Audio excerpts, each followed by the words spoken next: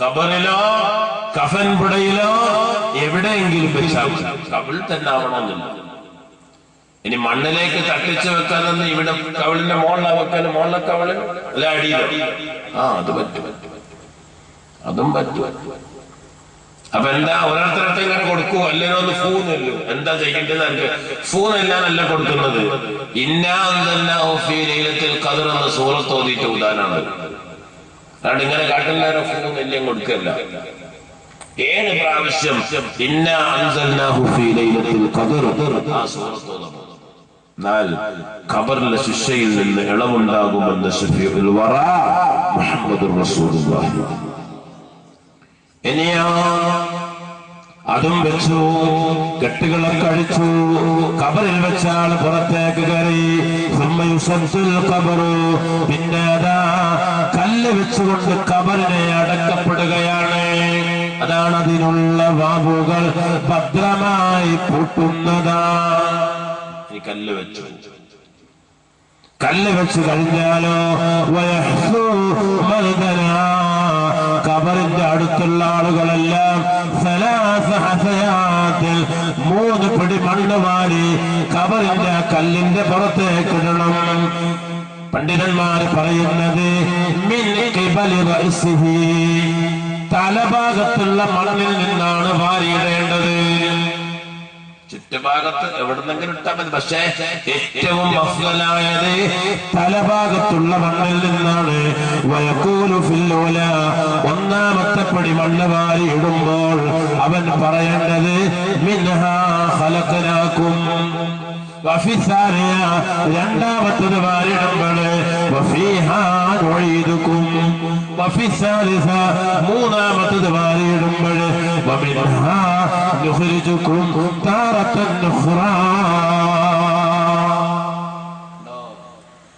സൂറത്ത് താഹയിലുള്ള ആയത്താണത്.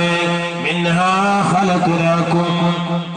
ആ മണ്ണങ്ങട്ടിടുമ്പോഴേ ഇടുന്ന മനുഷ്യൻ അതിന്റെ അർത്ഥം ചിന്തിച്ചു നോക്കി. മുഅ്മിനീങ്ങളെ, മിൻഹാ, ഈ മണ്ണിൽ നിന്നാണ് ഖലഖനാകും, നാം നിങ്ങളെ സൃഷ്ടിച്ചത്.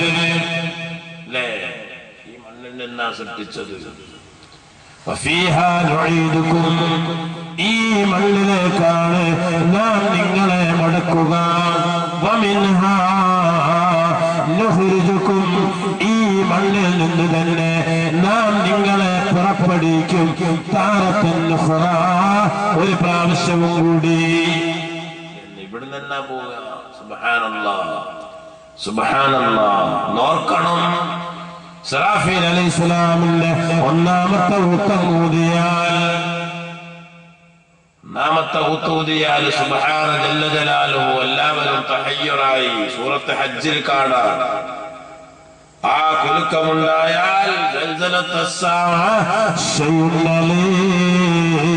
യൗമ തറൗനഹാ തദ്ഹറു കുല്ലു മുർളിയത്തിൻ അമ്മാ അർളഅത് വതലഉ കുല്ലു ദാതി ഹംലിൻ ഹംലഹാ വതറന്നാസ സുകാറാ വമാ ഹും ബിസുകാറാ. ഒന്നാമത്തെ ഊത്തുണ്ടായാലുള്ള ഒരു വലിയ സംഭവമാണ് എന്നാണ് ചില പണ്ഡിതന്മാര് പറയുന്നത്. എന്തേ? അതാ കുലുക്കമ്മ ഭീകരതയുണ്ടായാൽ യൗമ തറൗനഹാ തദ്ഹറു കുല്ലു മുർളിയത്തിൻ അമ്മാ അർളഅത്, മാർവിടത്തിലേക്ക് ചേർത്തിപ്പിടിച്ച് പ്രസവിക്കപ്പെട്ട കുഞ്ഞിന് പാല് കൊടുത്തുകൊണ്ടിരിക്കുന്ന ഉമ്മ, അതിന്റെ ഗൗരവമായ ഭീകര ശബ്ദമെന്ന് കേട്ടാൽ പാല് കൊടുക്കുന്ന കുഞ്ഞിനെ പോലും ഓർമ്മയില്ലാതെ പുറത്തേക്ക് എറിഞ്ഞിട്ട് ഓടാൻ തുടങ്ങുകയായി. കുഞ്ഞിനെ പോലും അത്ര വരെ ഖുർആൻ പറഞ്ഞെന്താ? ഒരു കിടാവിനോട് ഉമ്മാക്കുള്ള സ്നേഹം അത്രയായിരിക്കും. അതുപോലും ഇവിടെ ഓർമ്മ ഉണ്ടാവൂല. കഴിഞ്ഞ ആഴ്ച പെണ്ണ് മരിച്ചത് നിങ്ങളാരോ കേട്ടോ? ഒരു സഹോദരി മരിച്ചത് കേട്ടിട്ടില്ലേ? എവിടുന്ന്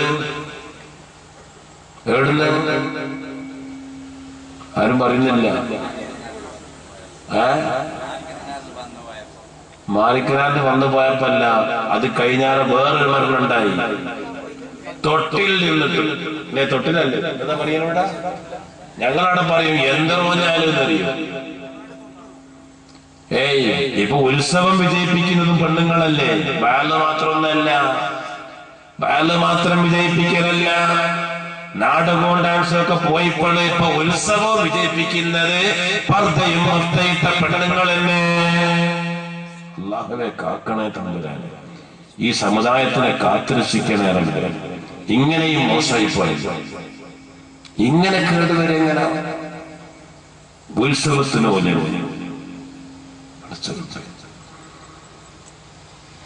ഇരിക്കേറി 11 മാസം പ്രായമായ ഒരു കുഞ്ഞിനെയും കയ്യിലെടുത്താ കയറിയത്. 11 മാസം പ്രായമായ, ഒരു വയസ്സായിട്ടില്ല. മയ്യത്ത് കുളിപ്പിക്കാൻ മാലിക് ദീനാറിൽ കൊണ്ടുവന്ന് മയ്യത്ത് കുളിപ്പിച്ച് കഴിഞ്ഞ് പള്ളിയിൽ കൊണ്ടുവന്ന് വെച്ചപ്പോഴേ എന്റെ റൂമിൽ വന്ന് വാതിലിന് മുട്ടി ഉസ്താദേ മയ്യത്ത് കൊണ്ടുവന്നിട്ടുണ്ട് എന്ന് പറഞ്ഞു. വേഗം ഒന്നൊക്കെ എടുത്തിട്ട് നിസ്കരിക്കാൻ പോയി. നിസ്കാരത്തിന് ഇമാമ് എന്നത് ഞാനാണ്. നിസ്കാരം കഴിഞ്ഞ് പുറത്തേക്ക് വന്നപ്പോഴേ ഒരു ചെറുപ്പക്കാരൻ എന്നോട് പറഞ്ഞു, എന്റെ കാക്കാന്റെ മോളാണ് ഉസ്താദേ. എന്റെ കാക്കാന്റെ മോളാ. 11 മാസമായ മക്കളെയും എടുത്തിട്ടാണ് ഈ തൊട്ടിലിൽ കയറിയത്. ഭർത്താവുണ്ടായിരുന്നു, കഴിയും പോലെ പറഞ്ഞു നോക്കിയിട്ടുണ്ട്, കേറല്ലേ കേറല്ലേ എന്ന് പറഞ്ഞിരുന്നു, കേട്ടില്ല. പഠിച്ചറപ്പ് പുറത്തു കൊടുക്കട്ടെ. പിന്നെ നമുക്ക് അങ്ങനെ ദ്വാരക്കല്ലാതെ എന്ത് ചെയ്യും? അള്ളാഹു കൊടുക്കട്ടെ. ഒന്ന് ആലോചിച്ച് നോക്കി പെണ്ണുങ്ങൾ എന്തായി കേൾക്കുന്നതൊക്കെ. എന്നിട്ട് നമ്മൾ പഠിക്കുന്നു അള്ളാഹുവിന്റെ പരീക്ഷണങ്ങളായി ഇതൊക്കെ. എന്നിട്ടെങ്കിലും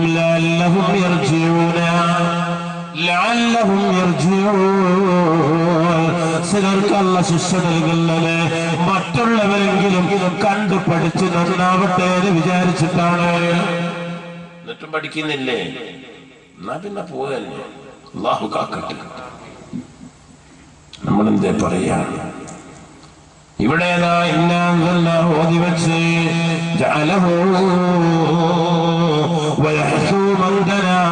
ഖബറിന്റെ അടുത്തുള്ള ആളുകൾ മിൻഹാ ഖലഖനാകും വഫീഹാ നുഈദുകും വമിൻഹാ നുഖ്രിജുകും താറത്തൻ ഉഖ്റാ.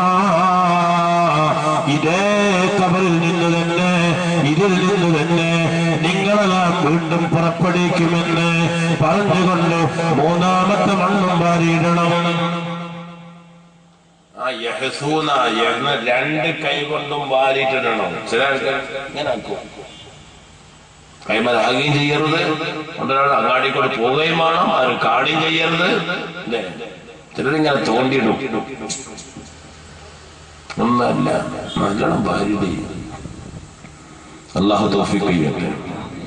സുബ്ഹാനല്ലാഹ്. അത് മണ്ണ് വാരിട്ട് കഴിഞ്ഞാൽ പിന്നെ കൈക്കോട്ട് കൊണ്ടോ മറ്റോ ഖബറിന്റെ മുകളിലേക്ക് മണ്ണ് കോരിയിടപ്പെടുകയും ചെയ്യുന്നതാണ്. അങ്ങനെ ഖബറ് ഫുള്ളായിട്ട് മൂടി. എന്നിട്ടോ തലയുടെ ഭാഗത്ത് ഒരു കല്ല് വെക്കപ്പെടലും സുന്നത്താണ്. കല്ല് വെക്കുക. ഇപ്പൊ നമ്മള് കല്ലിന്റെ ഭാഗത്തും കാലിന്റെ ഭാഗത്തും വെക്കലുണ്ട്. പക്ഷേ ആ കല്ലിന്മേൽ എഴുതപ്പെടൽ കറാഹത്താണ്. അത് മരിച്ച ആളുടെ പേരാണെങ്കിലും ശരി എഴുതൽ കറാഹത്താണ്. പക്ഷെ ഇപ്പോഴൊക്കെ പേരെഴുതുന്നില്ലേ? അതവിടെ പറയുന്നുണ്ട്. ഏതുപോലെ മയ്യത്ത് കൊണ്ടുപോകുമ്പോൾ ദിക്ർ ചൊല്ലണല്ലോ. നാവ് കൊണ്ട് പതുക്കെ ദിക്ർ ചൊല്ലണം. പക്ഷേ നാവ് കൊണ്ട് ആരും കേൾക്കാതെ ദിക്ർ ചൊല്ലിപ്പോയാൽ ദുനിയവിയായ സംസാരം ഉണ്ടാകുമെന്ന് പേടിയുണ്ടെങ്കിൽ ദിക്ർ ഉറക്കയാക്കൽ സുന്നത്താണ്. അതുകൊണ്ടാണ് നമ്മൾ ഉറക്ക ദിക്ർ ചൊല്ലിപ്പോലും. ഇവിടെയും അങ്ങനെ തന്നെ. ويغضب الكتابة أي اسمه اسمه لمجرد التعريف. കുറച്ചു കാലം കഴിയുമ്പോഴേ എന്റെ വാപ്പാന്റെ ഖബറേതാണെന്ന് അറിയപ്പെടാതെ പോകും, തിരിച്ചറിയാതിരിക്കും, മക്കൾക്ക് ഓർമ്മയില്ലാതിരിക്കും. അങ്ങനെയുള്ള പ്രശ്നങ്ങൾ ഉണ്ടായാൽ ആ കല്ലിന്മേൽ മയ്യിത്തിന്റെ പേരെഴുതി വെക്കപ്പെടാം. അത് അനുവദനീയമാണെന്ന് മാത്രമല്ല സുന്നത്ത് കൂടിയാണ്. അതുകൊണ്ടാണ് ഇപ്പൊ പേരെഴുതുന്നത്. അല്ലാഹു നാഫിയായി തരട്ടെ. പക്ഷേ അതിന്മേൽ ചില കല്ലിന്മേലൊക്കെ ബിസ്മി എഴുതുന്നത് കാണാം. അത് പാടി എന്തോ ഇവിടൊക്കെ പറഞ്ഞ ബിസ്മി ഉണ്ടോ? 786. അതൊക്കെ പിന്നെ ഫോൺ നമ്പർ ആളെ വിളിക്കാനുണ്ട്.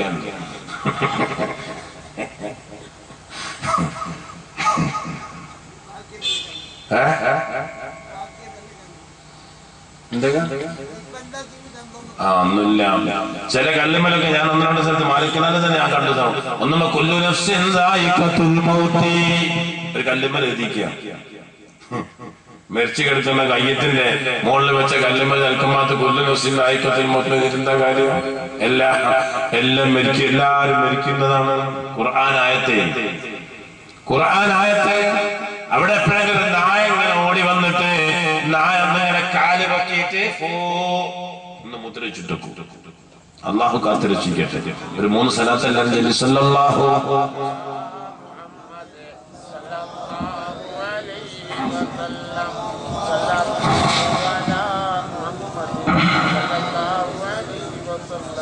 അല്ലാഹുമ്മ സ്വല്ലി അലാ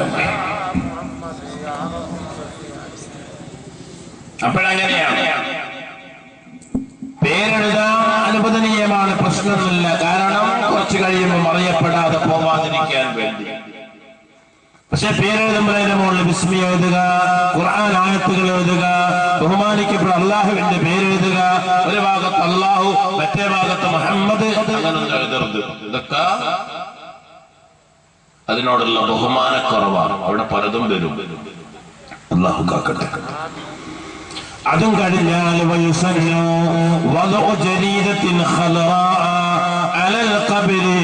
ഖബറിന്റെ മേൽ ഒരു പച്ച എന്തെങ്കിലും ഒരു കൊള്ളി അല്ലെങ്കിൽ ഒരു സസ്യം എന്തെങ്കിലും കുത്തണം. അത് സുന്നത്താണ്.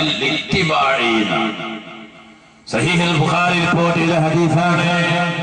മർറ നബിയ്യു സല്ലല്ലാഹു അലൈഹി വസല്ലമ ബിഖബറൈനി. അല്ലാഹുവിന്റെ ഹബീബ് രണ്ട് ഖബറിന്റെ അടുത്ത് കൂടി നടന്നു പോകുന്നു. സഹീഹുൽ ബുഖാരി.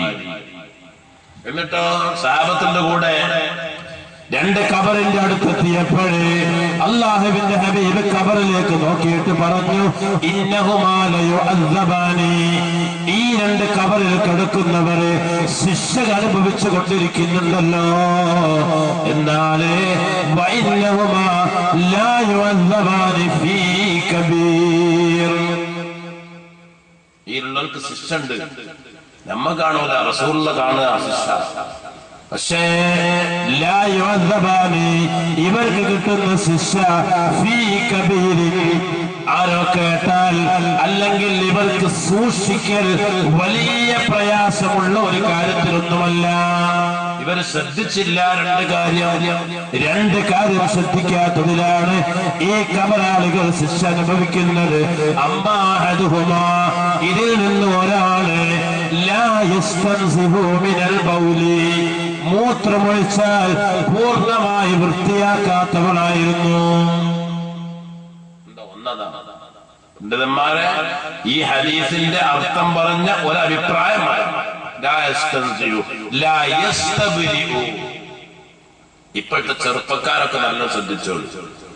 ഖബറിൽ ശിക്ഷ കിട്ടുന്ന ഏറ്റവും വലിയൊരു സാധന മൂത്രമൊഴിച്ചിട്ട് ഫുള്ള് പോവാണ്ടിരിക്കുക. ഖബറിലിട്ട് എടുക്കാൻ കഴിയൂല. ഇപ്പോൾ ഐറ്റാ ഫാൻറ്റല്ലേ അല്ലേ ടൈറ്റ് ഫാൻറ്റ്. ഇവരിങ്ങനെ വന്നിട്ട് നിന്നിട്ട് ഇങ്ങനെ വെച്ചെടുക്കല്ലേ. ഇരുന്നാൽ ഏതായാലും പോകില്ല, നിന്നിട്ട് ഇങ്ങനെ വെച്ചെടുക്കുക. ആ വെച്ചു കൊടുക്കുമ്പോഴോ അതിന്റെ സിപ്പും അത് മറ്റതൊക്കെ തട്ടിയിട്ട് ഇത് മൂത്രധാരത്തിലൂടെ അത് മുഴുവനും പുറത്തു പോകാനുള്ള സംവിധാനല്ലേ. നീ അവിടുന്ന് ഇങ്ങനെ വലിച്ചിങ്ങനെ നീട്ടിയിട്ട് ഇങ്ങനെ കഴുകും അവിടുന്ന് തന്നെ. എന്നിട്ട് മൂത്രമൊഴിച്ചിടത്തേക്ക് തന്നെ ആ വെള്ളം ഇങ്ങനെ തെറിക്കും. ആ വെള്ളം നിന്റെ ശരീരത്തിലേക്ക് തെറിക്കും. എന്നിട്ട് അതെല്ലാം കൂടി കൊണ്ടുപോയി പള്ളിയിലോട്ട് കലക്കും. നിസ്കാരമായി എല്ലോ ആയി, പള്ളി വൃത്തികേടുമായി. നിനക്കെന്ത് കിട്ടി?